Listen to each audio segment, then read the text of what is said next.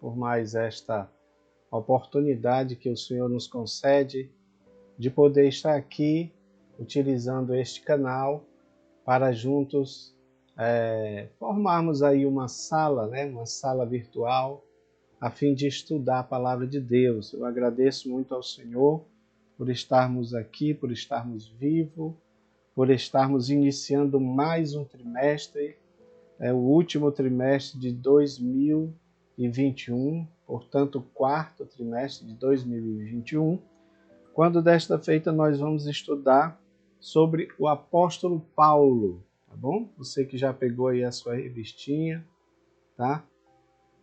Então vamos estudar sobre o apóstolo Paulo, lições da vida e ministério do apóstolo dos gentios para a Igreja de Cristo.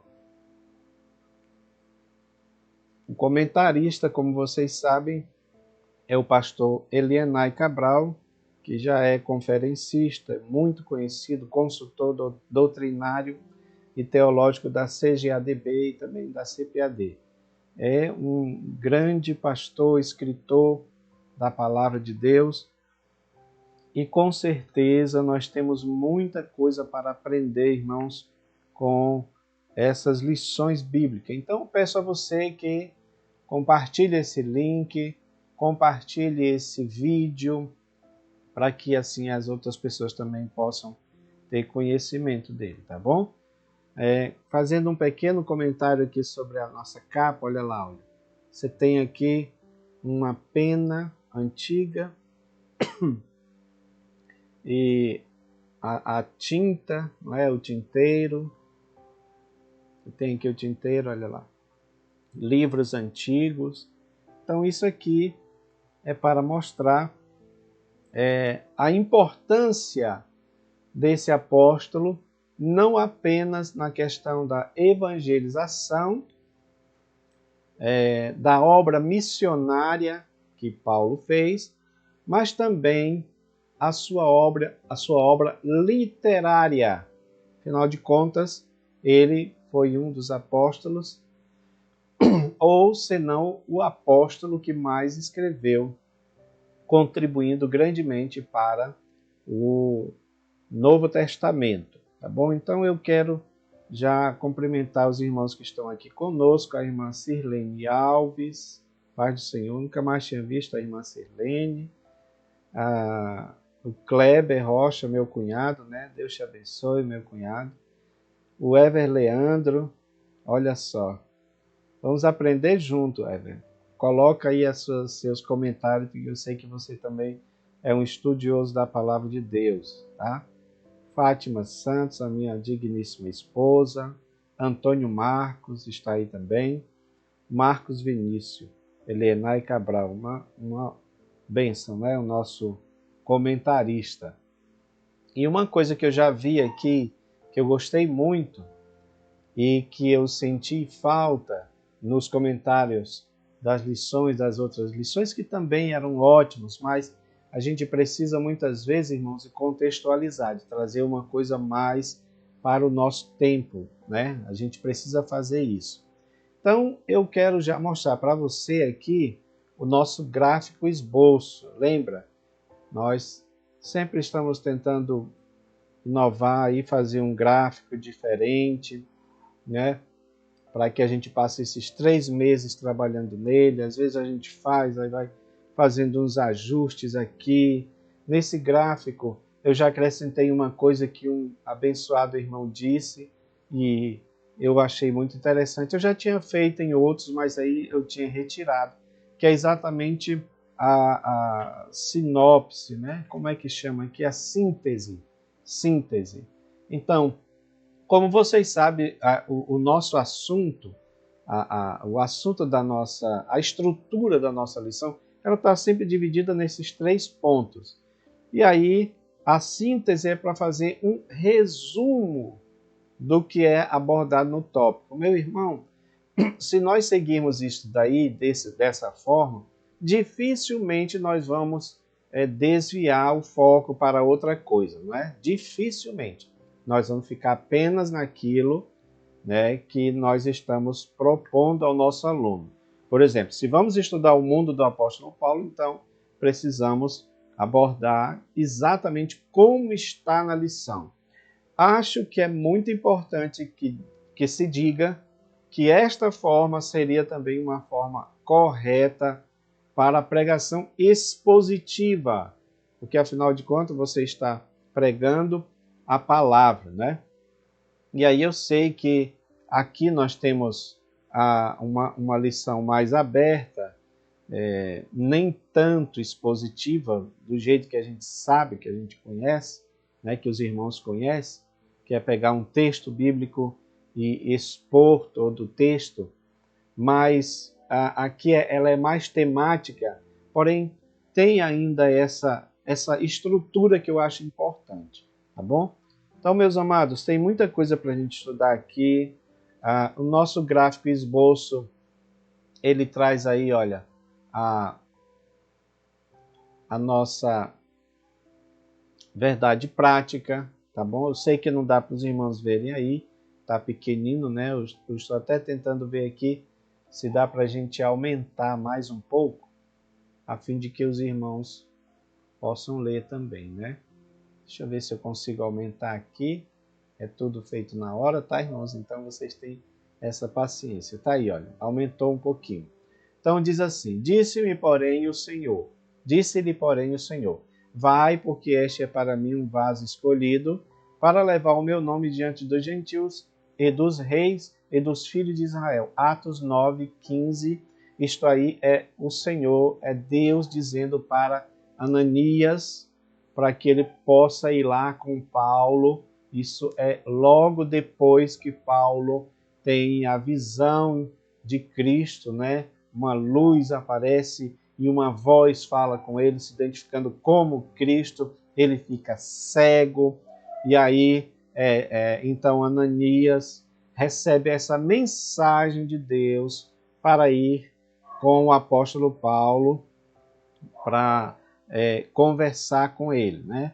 Para instruí-lo sobre a palavra de Deus. A nossa verdade prática diz: segundo a sua soberana vontade, Deus usa as circunstâncias para fazer uma grande obra, tá bom? Então é assim que o nosso Deus faz. E aí, meus amados, deixa eu ver se eu coloco aqui posicionado para você os tópicos. O mundo de Paulo no Império Romano. Então a gente vai falar da origem, da geografia do mundo, Paulo, um chamado para os gentios. E aí no segundo ponto, sim, lembrando aquilo que eu falei para os irmãos, que é importante a síntese, né? Olha o que diz a síntese do ponto 1. A Pax Romana, vamos estudar o que é isso, a geografia e os meios de transporte urbano e do campo do Império Romano foi importante para a propagação do Evangelho. Nós vamos ver por que foi importante esses itens. A Pax Romana, a geografia, a malha viária, porque eles estavam expandindo o império, então eles tinham que construir muitas estradas, e isso foi muito importante para Paulo se locomover a fim de pregar o Evangelho, né? E aí nós temos o segundo ponto que fala sobre o mundo cultural de Paulo. Então vai falar do grego como língua mundial, né? O mundo cultural do apóstolo e a influência da filosofia grega. A síntese diz o seguinte: a língua falada por Paulo, o grego koiné, foi mola propulsora para a cultura grega e contribuiu para a propagação do evangelho. Ok, meus irmãos? Vamos estudar isso aí com mais calma. E o terceiro ponto diz assim, olha, o mundo religioso de Paulo. Paulo se identifica como judeu, ele foi criado dentro da fé judaica, e o mundo foi como um palco da mensagem de Paulo ao mundo gentílico. A nossa síntese diz: Paulo se identifica como judeu, pois ele foi criado dentro da fé judaica. Tá bom? Então deixa eu colocar aqui o gráfico do tamanho que estava. Estava dizendo para os irmãos que você pode usar, meu querido, esse gráfico na sua sala, ok? Quero dizer para os irmãos que quem for lá na Rocha Eterna, nossa congregação lá, classe dos jovens, você vai ver também nós usando esses gráficos, né? A professora Patrícia também utiliza ele. Então, de forma que nós estamos fazendo a obra de Deus dessa forma que acreditamos ser importante. Tá bom, meus queridos? Vamos lá dar continuidade aqui. Irmãos, a gente vê aqui na parte de interação com o professor. Essa parte aqui, ela é muito importante, tá? A parte da interação com o professor. Então, ele diz aqui que nós devemos refletir sobre o mundo de Paulo e o mundo de hoje. Isso eu achei muito importante. Você pegar o que acontecia naquele mundo, como era aquele mundo, e trazer para os dias de hoje, como é o mundo de hoje, tá bom? E para isso, eu já fiz logo aqui, gostaria de mostrar para os irmãos esse mapa, porque nós entramos aqui já no primeiro ponto, tá bom? O mundo de Paulo no Império Romano. Antes de falar sobre este mapa, eu quero mostrar também aqui, meus amados, um outro gráfico que eu queria que os irmãos observassem esse gráfico aí, olha. Vocês estão vendo, né? O mundo no tempo de Paulo. Então, vai se falar nesta lição sobre o mundo político, né? A dominação e a pax romana, sobre a influência grega, a política urbana diária, e aí depois nós vamos falar também do mundo cultural de Paulo, a dominação linguística, ok? A dominação linguística, a influência da filosofia grega, no terceiro, religiosidade grega romana. E o mundo religioso nós vamos falar, no caso, o mundo religioso de Paulo como fariseu da tribo de Benjamim, criado aos pés de Gamaliel, evangelizava dentro daquele contexto religioso. Professor, aqui uma dica também para os professores. Se você estiver bem informado da lição, então você também vai poder dar a sua aula só por este gráfico, tá bom, irmãos? Você vai dar a sua aula por este gráfico e vai dar tudo certo, porque ele está bem resumido e ele está dentro da lição, dentro de todos os tópicos da lição. Então você tem ali uma ilustração falando do mundo político, né? Você tem ali a foto de um centurião, que seria um centurião romano, um soldado romano. No mundo cultural, aí você tem ali a questão da influência religiosa, porque a cultura é a produção, é o que faz um determinado povo, e as crenças estão também dentro da cultura. Então, se está falando de crenças, está falando de religiosidade, tá bom? Como vocês sabem que é no Brasil, em todas as partes. Aqui em Belém, nós temos uma manifestação religiosa que faz parte da cultura do nosso Pará, que é exatamente o Sírio, que é uma festa da Igreja Católica. Então, só estou dizendo para os irmãos entenderem como essa questão cultural, que ela é bem ampla, né? E aí nós temos também o mundo religioso de Paulo. Vamos falar do mundo religioso de Paulo. Então eu quero voltar primeiramente no primeiro ponto que fala do mundo de Paulo, que é exatamente no Império Romano. No Império Romano. A irmã, olha, professor Leonardo também, Deus abençoe. Leonardo, você pode também dar a sua contribuição, ainda mais você como historiador, né? Então eu tenho que tomar mais cuidado aqui com o que eu vou falar, para não falar besteira. Se eu estiver falando aí, você me corrige, meu irmão, tá bom? A irmã Dalva, Paz do Senhor Jesus a todos. A irmã Arlete, Cléo Araújo também, tá?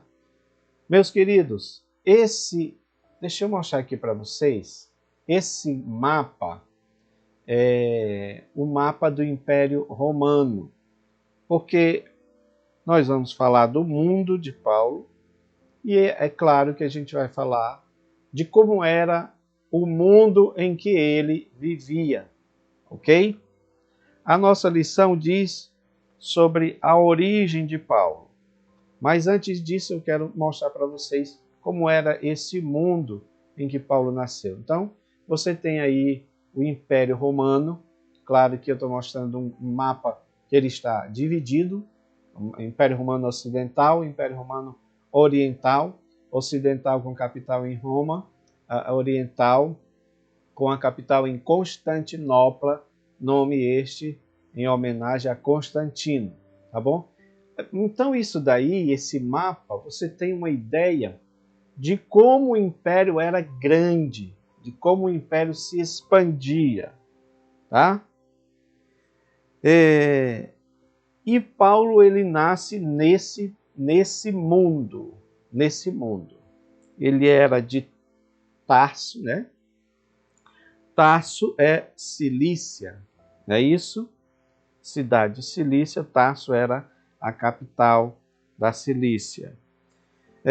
O que é que se diz, irmão, sobre a vida de Paulo? Não tem muitas informações, inclusive sobre a questão do seu nascimento. O nosso comentarista aqui coloca no ano 5 a.C., tá bom? No ano 5 a.C. O próprio nome, Paulo, ele é um nome romano, né, de origem latina, Paulo, porque é chamado também de Saulo, tá? Saulo, é por isso que a gente entende que é uma homenagem a Saul, visto que o pai de Paulo era benjamita, da tribo de Benjamim, né? Ele era da tribo de Benjamim, provavelmente eram daqueles judeus da diáspora que se espalharam pelas nações. Então, alguns estudiosos dizem que o pai de Paulo, ele era provavelmente também um comerciante, como assim a maioria do povo judeu, né? Dos judeus que se espalharam.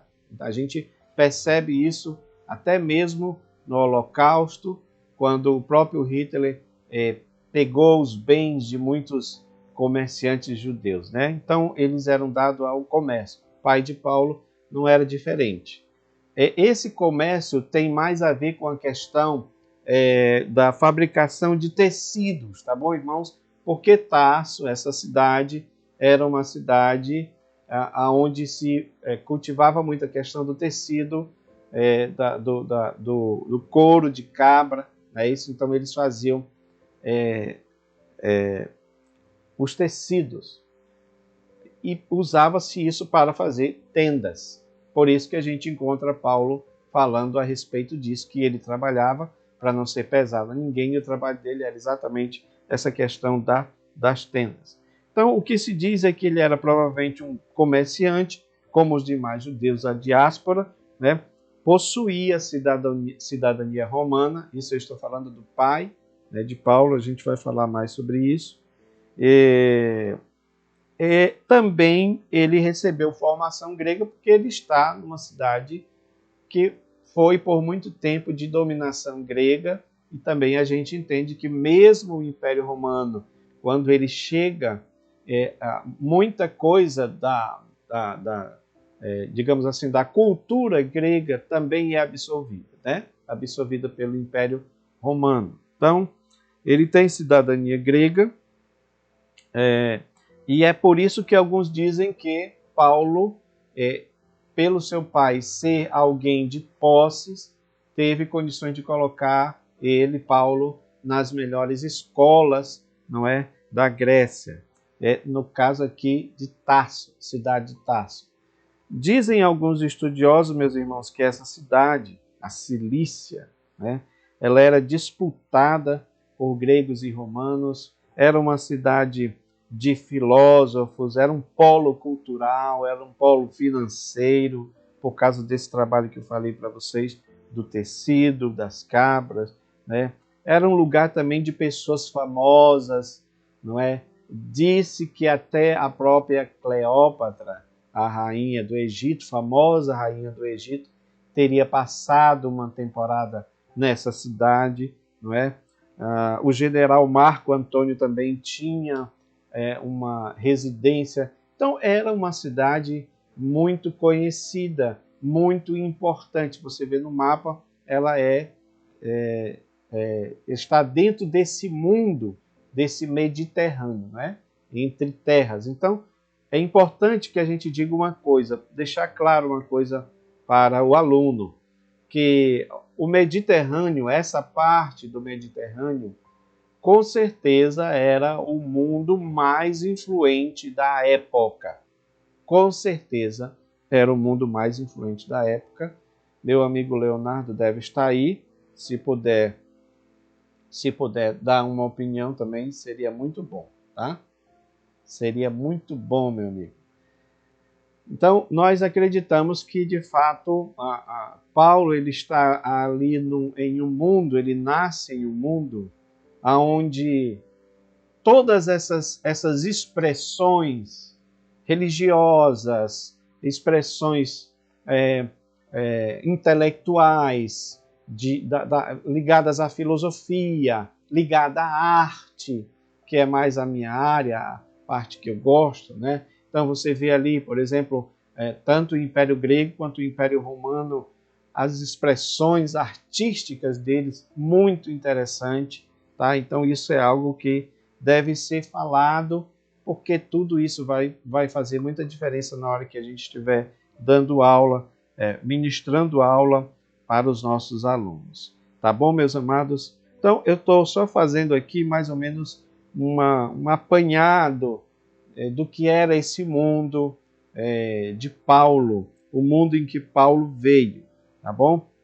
O nosso autor aqui, ele mostra que naquela época, entre o ano 33 e 35, era provavelmente o imperador Tibério, que estava no comando de Roma, né? E aí, claro que vai falar aqui da dimensão geográfica do Império Romano, que é por isso que eu fiz esse mapa aí para os irmãos verem, né? Como era imenso, como era grande, tá? E isto diz aqui que permitia excelentes possibilidades de viagem. É aquilo que estávamos falando para os irmãos sobre essa questão da malha viária, porque os romanos construíam muitas estradas exatamente para expandir o seu império, né? Para facilitar. Porque assim, meus amados, o Império Romano ele vem mais ou menos com uma mentalidade um pouco diferente dos demais. Aqui a lição fala sobre a chamada Pax Romana, né? A Pax Romana é exatamente aquele período em que eles estiveram sem fazer grandes conflitos. Então, enquanto eles não faziam grandes conflitos, o que é que eles faziam? Procuravam investir no império como um todo. Aí você tem a construção de estradas, né, para facilitar o escoamento, digamos assim, da produção, porque como eles conquistavam os países, mas deixava que eles tivessem uma certa autonomia, não é, para eles poderem trabalhar. Então, questões de impostos eram todos idos para Roma, ia para Roma, e essas estradas eram importantes. E isso foi importante também para Paulo se locomover, tá bom? Então você vê que houve essa ajuda neste sentido. Então ele fala aqui, olha, a malha viária abrangia em torno de 300 mil quilômetros, sendo que 90 mil apresentavam condições excelentes para viajar, além de que também Paulo viajava pelo mar, né? Você tem aí o mar Mediterrâneo e as viagens missionárias mostram isso, inclusive a própria, aquela questão que a gente vê, se eu não me engano, em Atos 27, quando ele vai para Roma, ele sofre aquele naufrágio, porque já no início ele diz que a viagem ia ser tumultuosa, né, irmãos? Então, tudo isso é importante a gente entender essa questão de como Paulo se utilizava dos meios possíveis, né? Tanto via marítima quanto via térrea também, tá? Por isso que ele sofre naufrágios, sofre enfermidades, etc. Uma coisa aqui que é importante, a aplicação, tá, professor? Vamos fazer isso, porque eu sei que parte de geografia é algo que talvez nem todos gostem, né? Parte de história, alguns gostam mais ou menos, que tem os que gostam mais de matemática, outros que gostam de história. Eu gosto da parte de história também. Então, isso é importante a gente mostrar, pelo menos algo resumido, mas também exatamente para que se faça a aplicação. E o nosso comentarista ele faz isso. Por isto, ele diz assim, olha, a geografia do mundo paulino tem papel essencial para a plantação, para a criação, para a instalação das primeiras igrejas. Por este motivo, devemos pensar nas oportunidades que Deus nos dá para a eficiência da evangelização urbana e do campo. Então, irmãos, nós tivemos inclusive um debate, né? Na verdade, uma entrevista, né? Que eu estava lá, na verdade, para entrevistar nosso pastor Jeremias do Couto e falamos sobre isso. Então, foi feita essa pergunta, se Paulo estivesse nos dias de hoje, se ele se utilizaria das redes sociais, dos meios sociais, para propagar o evangelho, né? Então, foi consenso lá entre os irmãos, o pastor Daladier de Pernambuco também estava, de Abreu e Lima estava lá, e aí nós tratamos sobre esse assunto. Com certeza, Paulo se utilizaria desses meios, mas sem atrair nada para si, né? Porque tem uns que estão fazendo isso hoje. Então, a gente deve sim pensar nessas oportunidades. Não somente, meus amados, pela internet, né?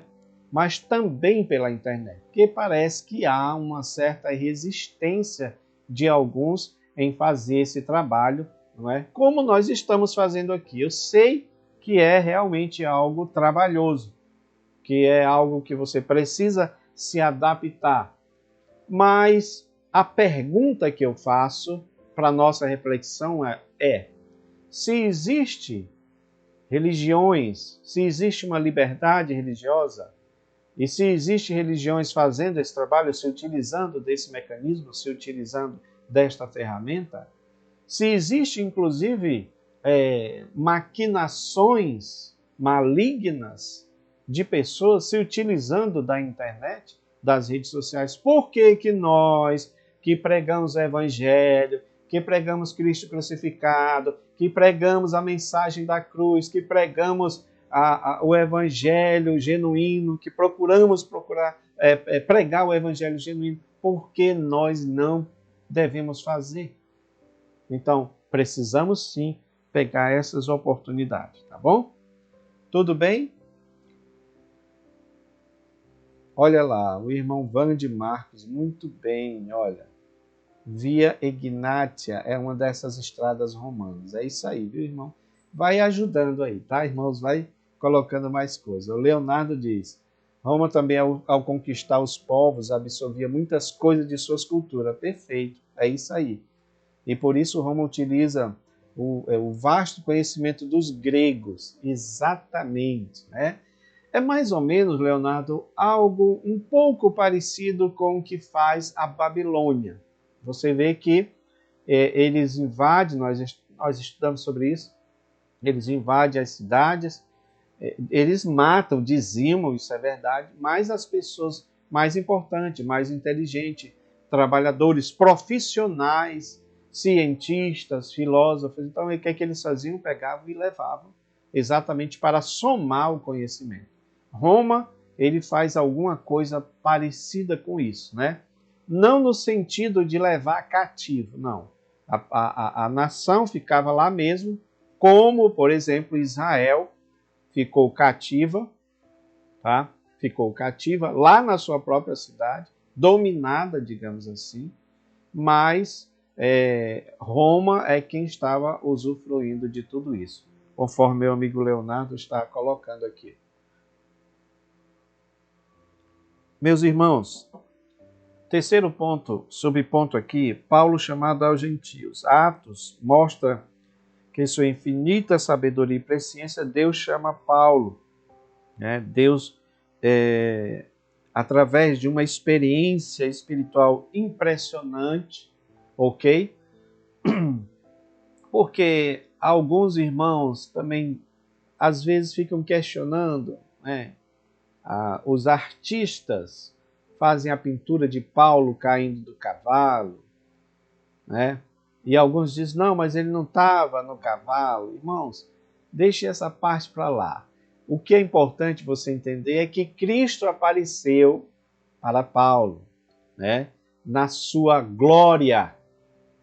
E a glória do Senhor é algo assim que, de fato, a pessoa não aguenta, tá bom? Ela cai. Acontece com João no Apocalipse. Ele cai diante do Senhor Jesus. Então Paulo estava ali como alguém para fazer o que era errado, para perseguir, torturar, matar cristãos. E o Senhor Jesus se apresenta para ele, tá bom? Uma coisa que me chama a atenção, professor, e aí a gente precisa contextualizar para os dias de hoje, é que a gente ouve muitos relatos semelhante a estes que aconteceu com Paulo, com os nossos irmãos muçulmanos, nos países muçulmanos. É impressionante, irmãos. E olha, eu sempre gosto de contestar algumas coisas, as críticas que se fazem, porque há alguém, isso dentro do nosso meio evangélico, que não acredita mais no poder de Deus. E aí diz, não, isso aí é invenção, a pessoa criou isso da sua própria imaginação. Não, senhores. Deus se apresenta até hoje. Jesus se mostra até hoje para quem Ele quiser. E a gente vê vários exemplos. E é isto que eu quero chamar a sua atenção para dizer o seguinte, essas pessoas jamais inventariam esse tipo de história, porque você está falando de pessoas muçulmanas que seguem a religião islâmica, que é altamente rígida com as pessoas que saem, tá bom? Para seguir outra religião, para seguir outro Deus, tá bom? Então, acho muito improvável que esses relatos não sejam verdadeiros. Por isso eu dou fé, eu acredito nesses relatos de pessoas que tiveram visões de Cristo e enfrenta tudo, inclusive a família. Porque, suponhamos, a esposa teve uma visão de Cristo, né? E aí agora ela resolve seguir a Cristo fielmente. Claro que o esposo vai ser contra, que os filhos vão ser contra, os pais vão ser contra, e aquela pessoa ela vai sofrer muito. Por quê?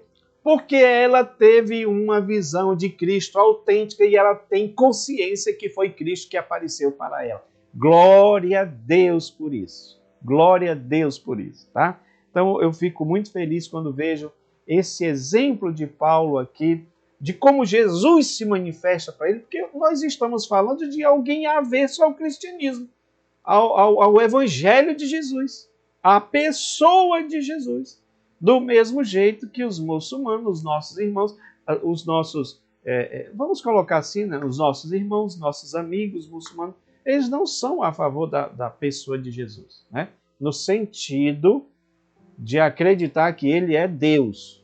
Eles acreditam que ele é um Messias, que ele é um profeta, mas ninguém mais do que isso, né? Nada mais do que isso. Então, é muito importante que a gente diga isso também. Leonardo, ele diz, acho muito interessante essa questão da revelação que Paulo teve.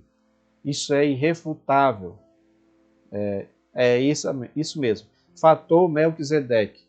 Muito bom. Eu já li esse livro, recomendo, né? sobre a revelação pessoal, revelação coletiva que Deus fornece às pessoas. É isso. Ever Leandro diz, o perseguidor virou perseguido. É exatamente isso. Né? E só quem é que faz isso, meus irmãos? Só Jesus. Só Jesus.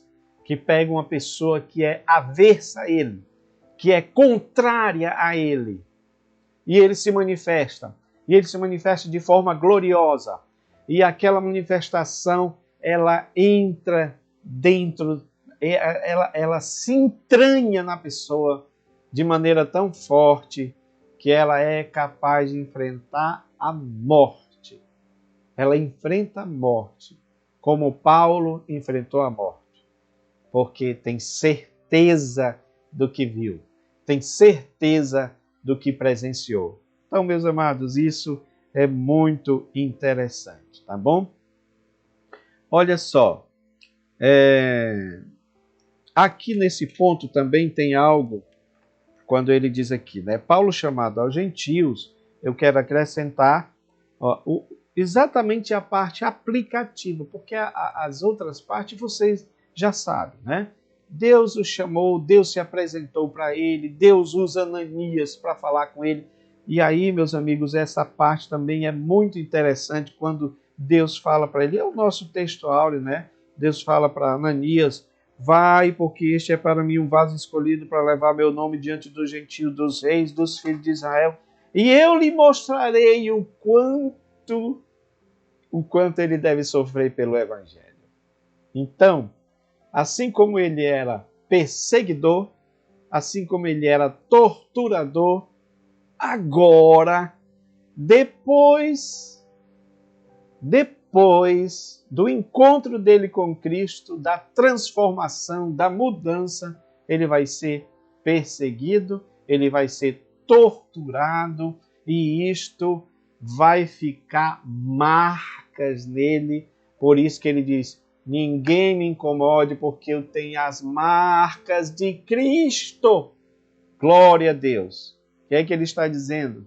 Olha, eu tenho a prova da minha fidelidade ao Senhor, porque um falso profeta, um falso pregador, um falso cristão, ele não tem marcas de Cristo.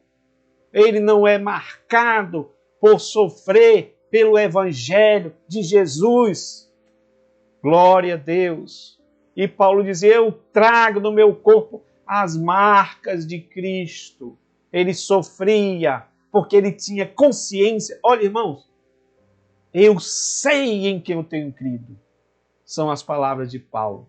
Será que eu e você podemos dizer isso? Podemos afirmar isso? Eu sei em que eu tenho crido. É como se dissesse, pode me marcar, pode me torturar, pode tirar minha vida, mas eu sei em que eu tenho crido, porque eu sei quem foi que me chamou. Glória a Deus. Não foi Pedro, não foi Tiago, não foi João, não foi nenhum dos apóstolos. Foi o próprio Cristo que fez um chamado, tá bom, para Paulo. Ele não foi consagrado por convenção.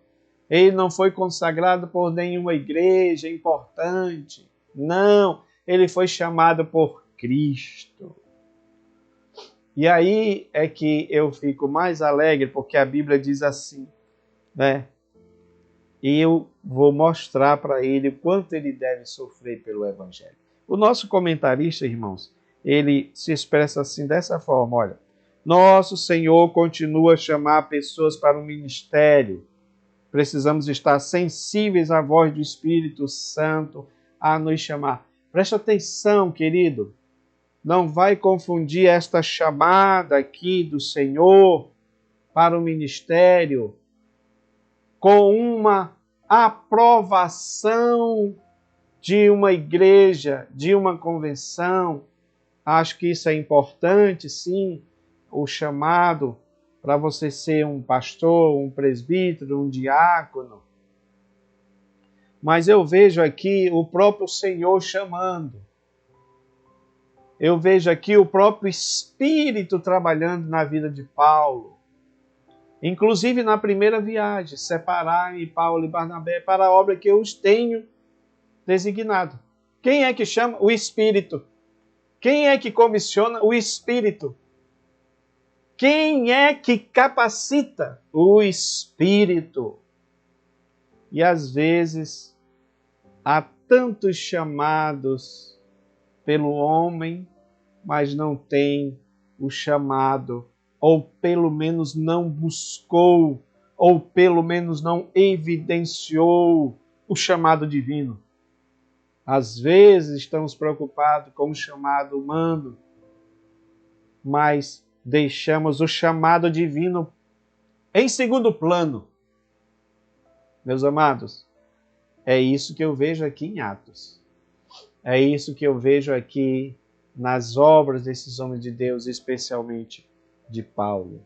Louvado seja Deus. A irmã Arlete, nossa irmã, se Cristo se revelasse para alguém, iria acreditar? Olha, irmã Arlete,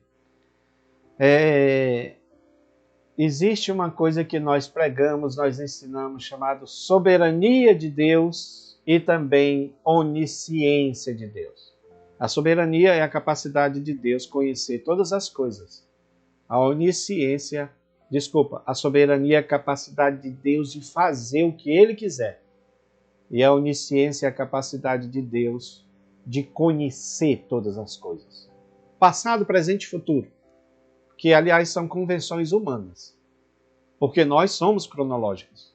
Então a gente pensa passado, presente, futuro. Deus vê uma coisa só. Então, queira ou não, eu sei que existe uma corrente aí que não suporta essa ideia. Deus conhece. Deus sabe quem vai responder ao chamado. E Ele sabe quem não vai responder. Então Ele chama. Ele se revela. Tá bom? Glória a Jesus. A preparação humana de Paulo foi revertida por Cristo a serviço do reino. Glória a Deus. É isso daí. Tá bom, irmãos? Meus queridos, deixa eu ver se nós estamos aqui nesse gráfico, né? Nós estamos aqui nesse gráfico falando do mundo político, falamos da dominação, da influência grega, da política urbana, e aí nós estamos agora no mundo cultural de Paulo, tá? Mundo cultural. Só uma coisa que é importante a gente dizer dentro desse mundo cultural. A forma como Paulo foi criado, a sua cidadania romana, tá bom? A sua fluência nos idiomas foram importantes para ele fazer esta ponte entre judeus e gentios, entre o Evangelho de Cristo e as demais nações. Por isso que aqui é dito que Deus, quando chama ele, chama para os gentios. Chama para os gentios. Levanta-te e põe-te sobre os pés, porque te apareci por isso, para pôr por ministro e testemunha dos gentios, agora que te envio, a quem te envio. Tá? Então isso é ele falando para o rei Agripa, dando testemunho. Então, a parte, irmãos, essa parte cultural, vocês sabem que quando a gente fala de cultura, professor, nós estamos falando da produção, tá? Pegue a palavra cultura, ali aí com cultivo. Você quando cultiva uma planta, não é isso? Vamos supor que você cultive a partir da semente. Você pega a semente, coloca lá em uma terra que também está cultivada, ou seja, preparada, e você vai colocar e você vai cultivar aquela planta. É a sua produção. Então a cultura tem, tanto é que eu acho que é um antropólogo, né, Goethe, que fala sobre isso, que a cultura compara a cultura com uma teia. tá? Uma teia, porque ela é muito ampla. Ela é muito ampla. Além dela ser ampla, ela conecta vários aspectos, tá bom? Porque a cultura é produção humana, é aquilo que o homem produz, é aquilo que o homem faz, é aquilo que o homem manifesta, inclusive dentro do âmbito religioso, porque aí entra a questão da fé. Aí entra a questão da fé, a questão da religiosidade. Então, o mundo cultural de Paulo era, principalmente, a gente pode colocar aqui dentro da questão da comunicação, você tem aí o idioma, tá? Dentro do idioma, a gente pode colocar, além daqueles idiomas pátrios, né? No caso dos judeus, o hebraico, latim dos romanos. Aí você tem a língua grega. E aqui a nossa lição fala do grego koiné. O grego koiné, gente, trocando em miúdos, é uma língua popular. É uma linguagem mais popular. Não é aquele grego mais, digamos assim, intelectualizado, mais complicado de se entender. Não, é uma linguagem mais popular, mais popular, mais falada pelas pessoas, tá bom? Então, o Paulo, ele tinha conhecimento dessa língua e é assim também que ele escreve as suas epístolas dessa forma para que seja bem conhecido, tá? Uma coisa que me chama a atenção aqui é que ele diz que ele se utiliza do grego. Ele tem uma formação básica em Tarso, tá? Lembra lá, Paulo de Tarso, né? Nas escolas gregas, então ele sabia falar fluentemente, mas também o pai dele, por ser fariseu, ensinou o hebraico para Paulo. Então você vê que ele fala o grego e fala o hebraico. Aqui nessa parte ele está falando, não é aqui nessa parte em que ele está com o rei Agripa, mas, se não me falha a memória, é quando ele está no concílio de Jerusalém. Me ajudem aí se eu não estou falho da memória. Então ele está no concílio, ele está falando em hebraico, né? E a língua dele falada em hebraico é como se fosse mesmo essa prova, né?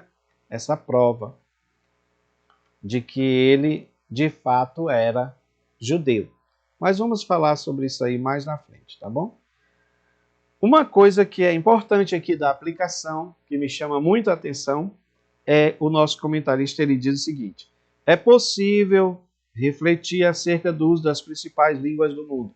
Porque assim como Paulo falava as principais línguas do mundo, em especial o grego, né? Os gregos nos deram digamos, essa língua que até hoje, em muitas palavras, até mesmo portuguesas, elas vêm derivado, né, do grego, né? Então, o nosso comentarista ele fala algo muito importante. É possível refletir acerca do uso das principais línguas do mundo. E ele elenca aqui quais são: inglês. Então, é como se o grego fosse o inglês de hoje. O inglês é a língua mais falada nos dias de hoje, mais importante, né?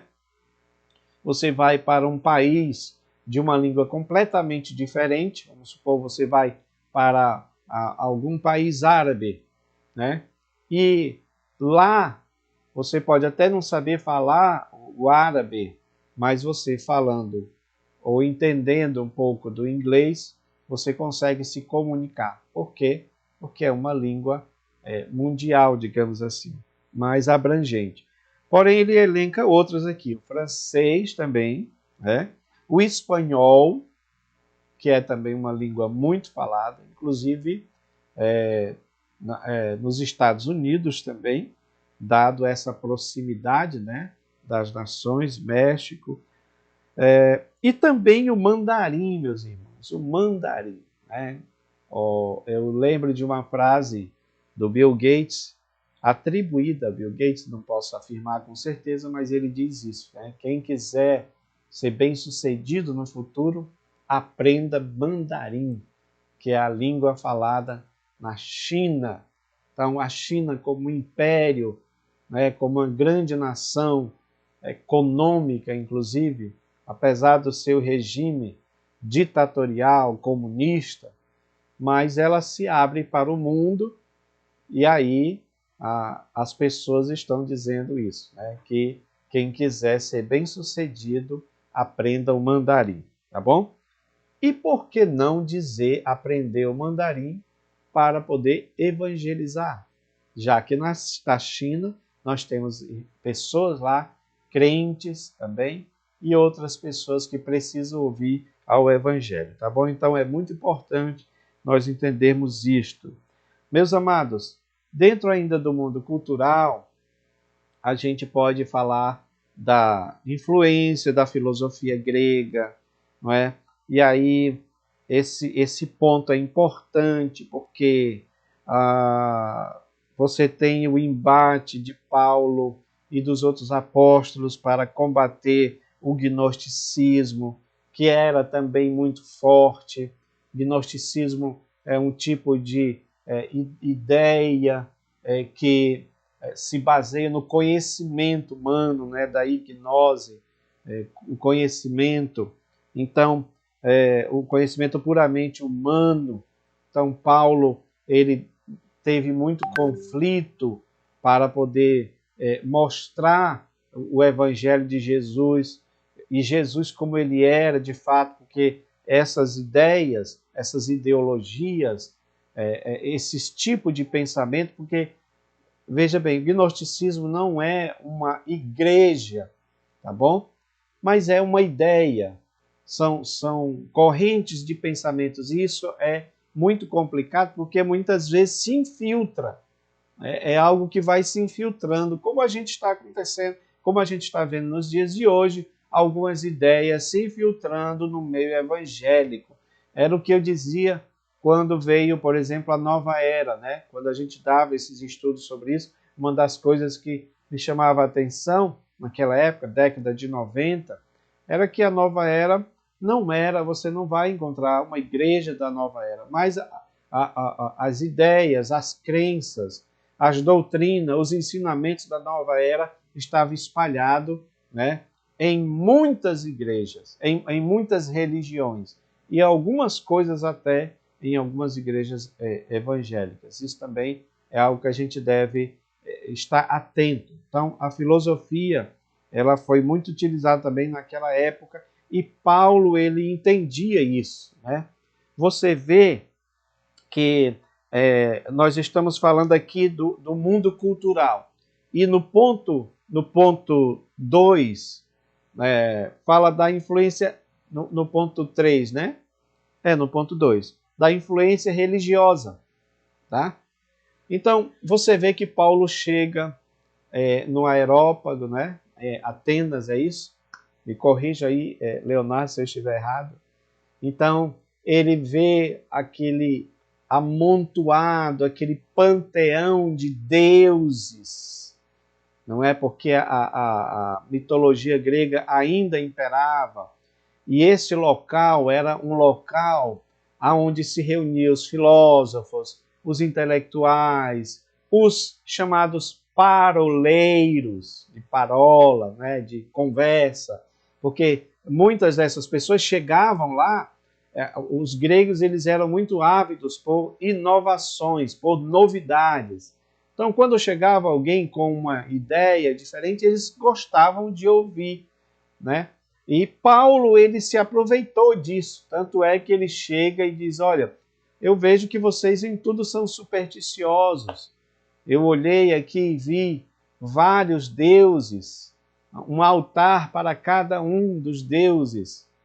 Mas eu vi um altar que não tinha nada em cima. E ali dizia ao Deus desconhecido. Então, Paulo pega essa parte dessa manifestação cultural relacionada à crença. Então ele vai e prega o evangelho. É este Deus aí que vocês não conhecem que eu estou pregando. E tem toda uma história, tá bom, irmãos?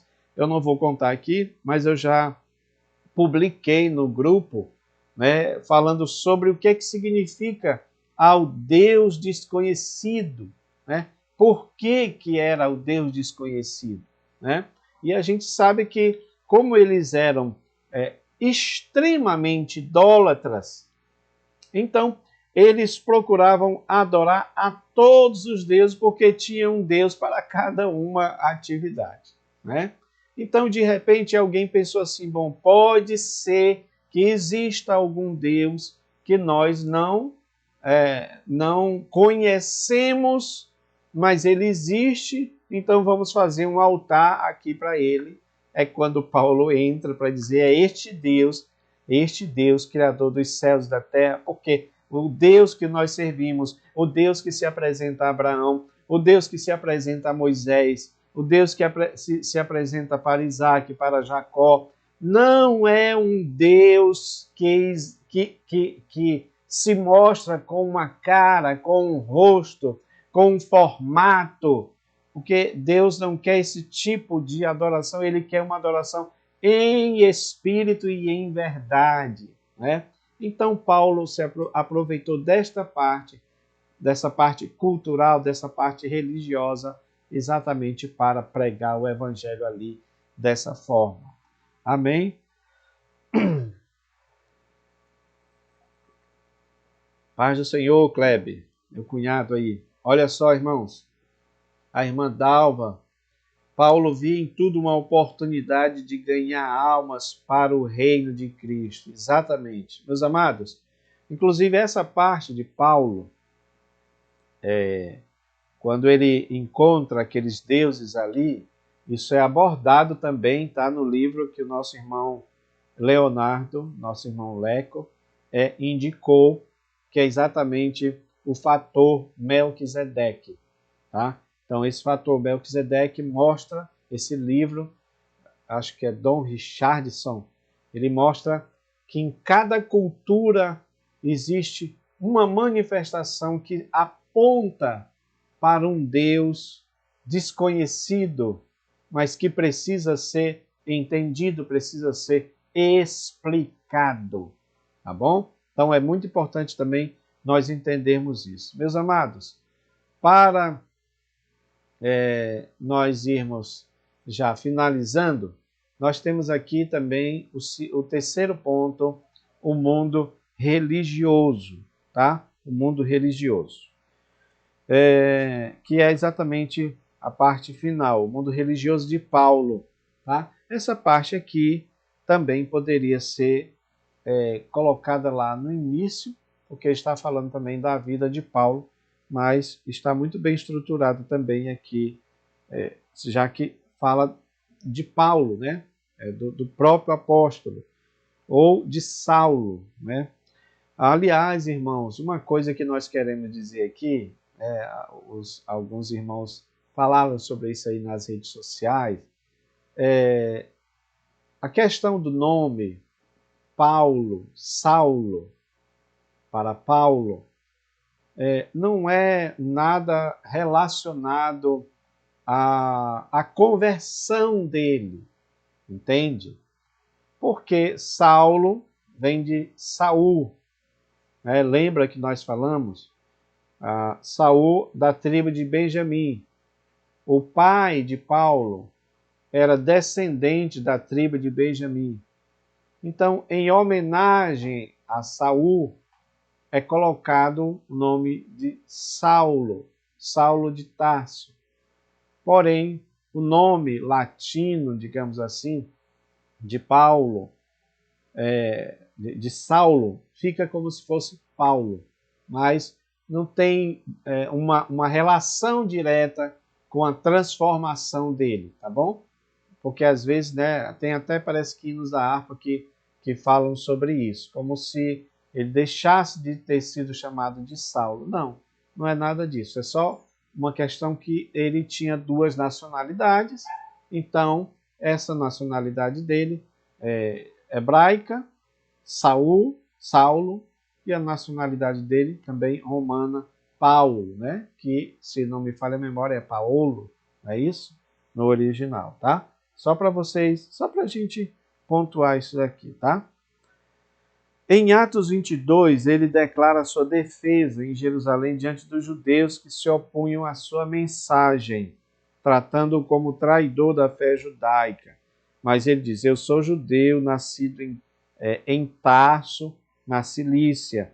Ele fala isso porque o pai dele era fariseu, né? Era rigoroso na lei, e ensinou a Paulo nos primeiros anos, mas aí depois leva ele para Jerusalém para aprender aos pés do famoso rabino Gamaliel, que Gamaliel é aquele que tem ele é fariseu, mas ele é mais moderado, ele é mais ponderado, ele não é tão rígido, tanto é que foi dele aquele parecer, se esta obra é obra de homens, ela vai se desfazer, se é obra de Deus, ela vai continuar, que até alguns estudiosos dizem que ele estava falando aquilo como um certo desdém, no sentido de dizer, olha, essa obra é de homens, ela não vai continuar, ela não vai prosseguir. Então, agora, se ela for de Deus, ela vai prosseguir. Porém, dentro dele, o que alguns dizem é que ele não tinha essa convicção que de fato era de Deus, senão ele teria também mudado, ele teria aceitado, né? Mas ele quis dizer assim, ó, essa obra ela não vai durar muito. E a verdade é que, como foi Jesus que fundou, como foi Jesus que colocou a pedra angular da igreja, que é ele mesmo, eu te digo que tu és Pedro, e sobre esta pedra que é Cristo, edificarei a minha igreja, e as portas do inferno não prevalecerão contra ela. Até hoje passaram-se 2000 anos, mais de 2000 anos, e o Evangelho, a igreja do Senhor continua de pé, continua firme, né?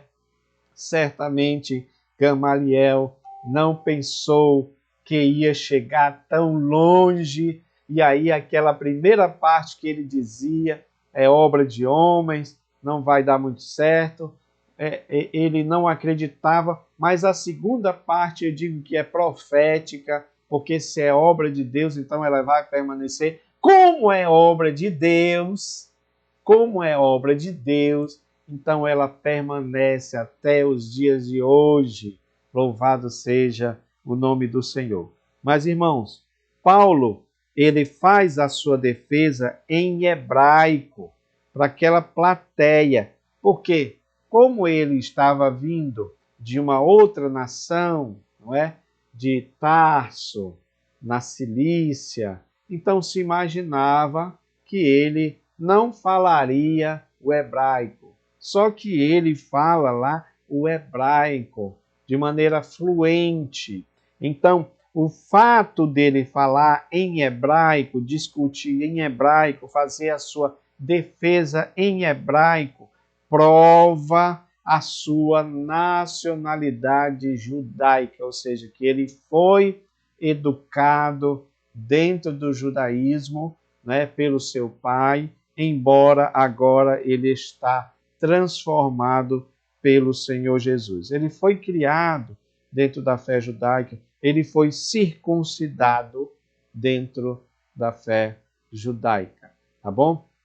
Como nós colocamos ali, olha, o pai dele era fariseu, da tribo de Benjamim, criado aos pés de Gamaliel, e evangelizava dentro do contexto de hoje. Meus queridos, nós vamos encerrar este estudo, porque já passou o tempo, mas apenas com uma observação, não é? Aqui do nosso comentarista. Eu digo para vocês que é muito importante quando a gente traz para os dias de hoje, tá? Nós falamos aqui do mundo de Paulo. Como era aquele mundo de Paulo? Vocês lembram? Mostramos aqui o gráfico, esse gráfico aí, olha. O Império Romano, pegava do Ocidente ao Oriente, né? Parte ocidental, parte oriental. Bem amplo. Era aquele mundo, era o mundo mais conhecido. Até penso eu, irmãos, aqui, digo eu, não o Senhor, que é provável que quando Jesus diz que a vinda do Filho do Homem será como relâmpago, que sai do Oriente e vai até o Ocidente, ele está falando de todo aquele mundo de então, que era de fato dominado por Roma, e que aquele mundo ali era o mundo que existia naquela época, era o mundo proeminente, era o mundo mais importante. Então Jesus está dizendo, em outras palavras, que a sua vinda vai abranger todo o mundo. Todo o mundo. Assim como o Império Romano é este império amplo, é este império grande, é esse império extenso. E quando eu falo de grande, quando eu falo de extenso, eu quero trazer à memória para os amados irmãos a visão da estátua de Nabucodonosor que Daniel interpretou, tá bom? Eu vou me ater apenas à parte final da estátua, que está relacionada com as pernas dela. Então, as pernas, desde aqui os quadris até a planta do pé, tá bom? E isto ali se refere ao Império Romano.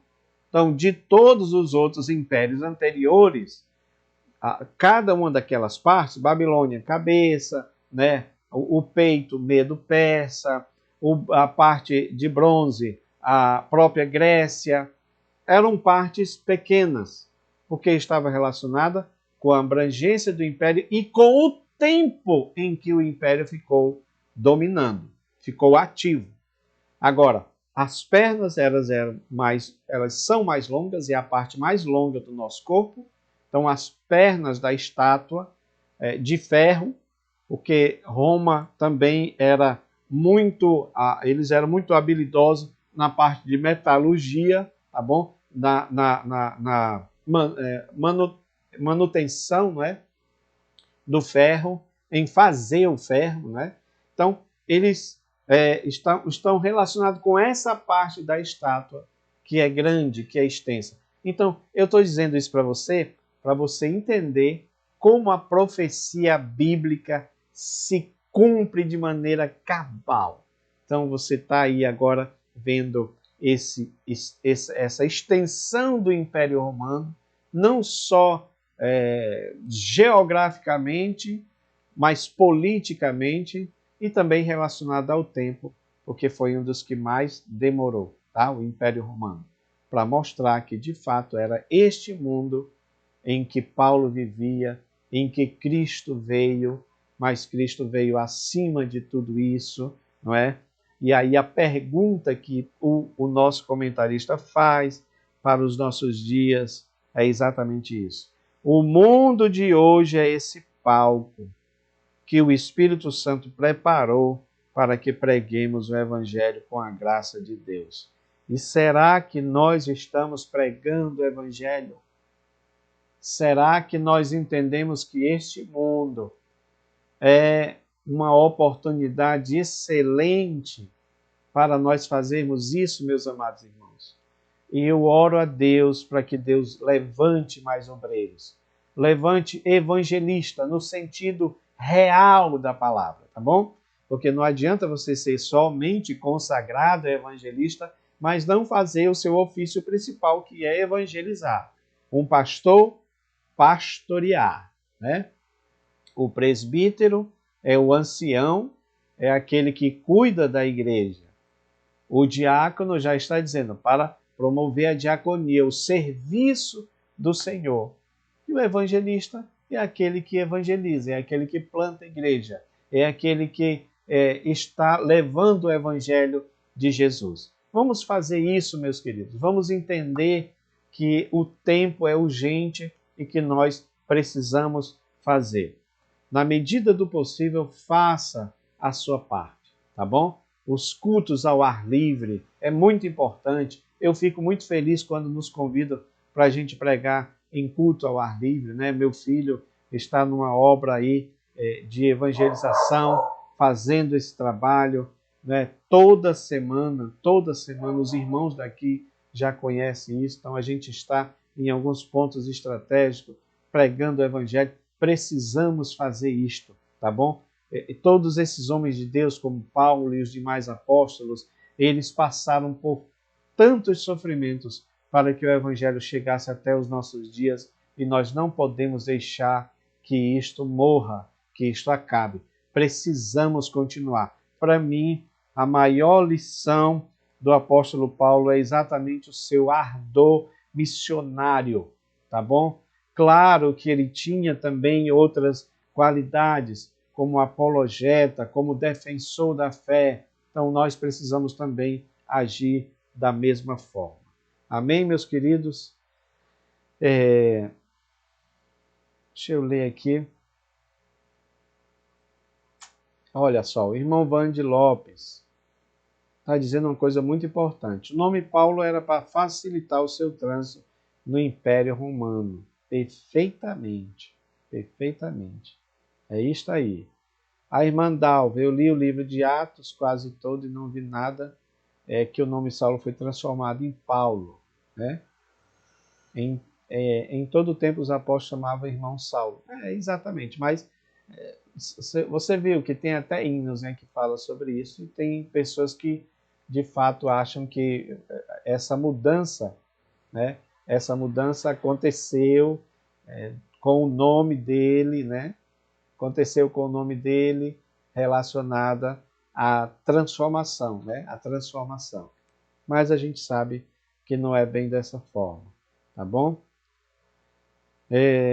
Firme e forte para a glória de Deus, a irmã Cleo Araújo. Meus queridos, nós vamos já encerrar. Eu quero agradecer os irmãos que estão conosco aí. Eu sei que, de repente, a gente passar uma hora, né, estudando a palavra de Deus, alguns se sentem cansados em relação a isto, mas eu quero dizer para você que, mesmo que tenham cansaço, por vezes eu chego aqui em casa cansado também, a gente vai para a aula, né, na escola, fica em pé uma hora ali, fica cansado, mas nós ficamos felizes, sabe? Porque não estamos falando aqui de algo que é terreno, de algo que é perecível, de algo que não tem ecos para a eternidade. O que nós estamos falando aqui tem ecos para a eternidade, tá bom? Porque nós acreditamos da palavra do Senhor, criei, por isso falei, criei, por isso ensinei, tá? Eu estou contextualizando aqui. A palavra diz criei, por isso falei, eu estou dizendo criei, por isso ensinei, por isso ensino. Então, eu quero dizer para os irmãos, para nós continuarmos firmes, são 13 lições, vamos fazer isso até o final do ano, tá bom? Eu quero contar muito com a participação dos irmãos. Eu sei que nós temos nossas debilidades, nossas dificuldades aqui para, às vezes, fazer, né, esse trabalho. Por isso que eu conto com as orações dos irmãos, com o apoio dos irmãos. Aqui tem irmãos que nos apoiam e eu fico feliz com isso, tá bom? Então, Deus os abençoe, que Deus nos dê um final de semana abençoado para a sua glória. Amém. Que Jesus te abençoe.